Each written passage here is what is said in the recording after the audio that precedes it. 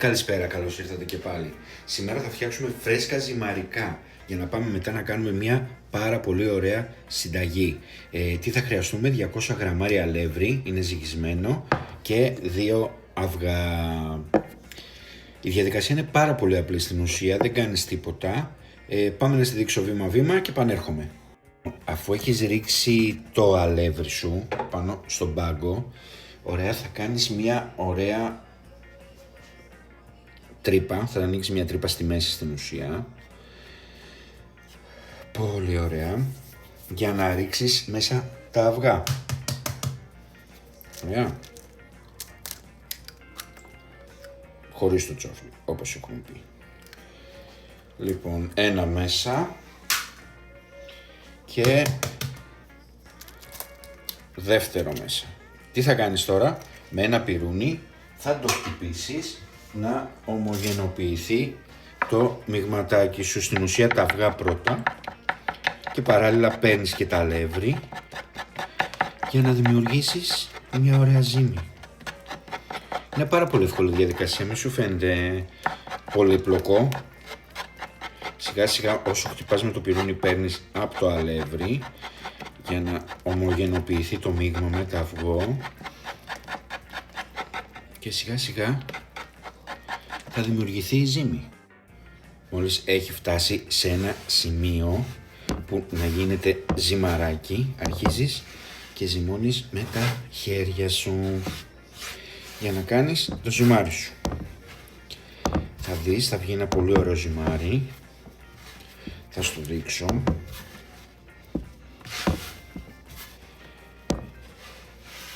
Η διαδικασία σου λέω είναι πάρα πολύ εύκολη και θα δεις ότι μέσα σε πολύ λίγα λεπτά θα έχεις φρέσκα ζυμαρικά δικά σου.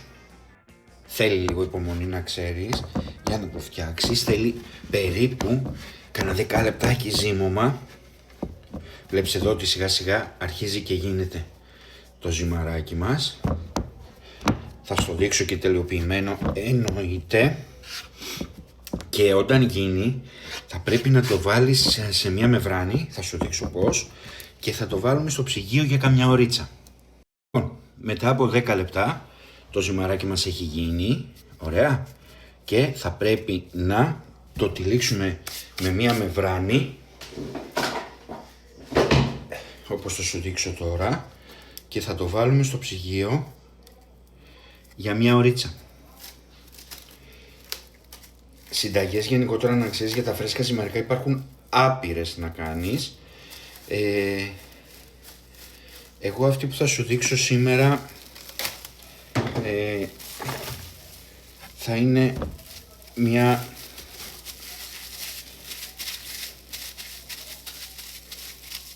άλλη εκδοχή. Το βάζω στο ψυγείο και επανέρχομαι σε μία ώρα για να σου δείξω το αποτέλεσμα. Μετά από μία ώρα το ζυμάρι το έχουμε βγάλει από το ψυγείο, αφού έχει περάσει μία ώρα, ρίχνουμε λίγο αλεύρι στον πάγκο μας και θα πάμε να το ανοίξουμε λεπτό για να μπορέσουμε να κόψουμε τα ζυμαρικά. Θέλουμε να το κάνουμε πολύ λεπτό.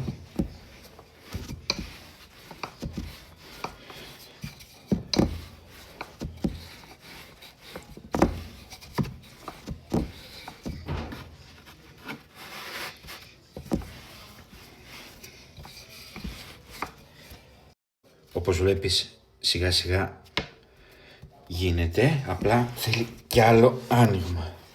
Θέλει να γίνει πολύ λεπτό για να μπορέσουμε να κόψουμε μετά τα ζυμαρικά μας. Τώρα εδώ, αν είχες μηχάνημα, αυτό που το περνάς κατευθείαν και βγαίνει, θα το έκανες πολύ πιο γρήγορα. Εγώ δεν το έχω αυτό και το κάνω με το πλάστη. Και αφού έχει γίνει έτσι λεπτό, τι κάνουμε τώρα? Θα το τυλίξουμε 2 φορές από την κάθε πλευρά και από εδώ, ομοιόμορφα όσο γίνεται, και εδώ Ωραία, θα κόψουμε λίγο αυτά που περισσεύουν για να μας βγει ωραίο. Ωραία. Και θα πάμε και θα κόψουμε σε πάχος 1 χιλιοστού για να δημιουργήσουμε τα ζυμαρικά μας, τα οποία μετά θα τα βράσεις για το πολύ 3 λεπτά και θα κάνεις όποια συνταγή θέλεις. Στην ουσία, να τα ζυμαρικά μας, όπως βλέπεις, έχουν δημιουργηθεί.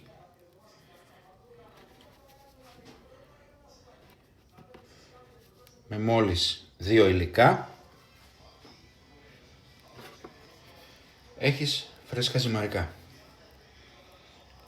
Εγώ στη συνταγή τη συγκεκριμένη θα τα κάνω με... Το ξέχασα. Θα τα κάνουμε πέστο βασιλικού που μου αρέσει, αλλά εσύ μπορείς να τα κάνεις με ό,τι θέλεις. Η συνταγή είναι πάρα πολύ απλή, υπάρχουν πάρα πολλές, όπως σου είπα και πριν. Περιμένω να μου πεις στα σχόλια κάτω εάν σου αρέσουν τα βίντεο μου.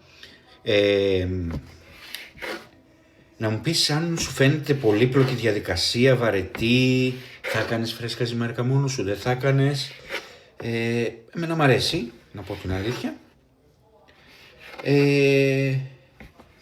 Αν σου αρέσουν τα βίντεο μου, κάνε ένα like, ένα follow, να μεγαλώσουμε την παρέα μας και σε περιμένω σε ένα επόμενο βίντεο. Καλή συνέχεια.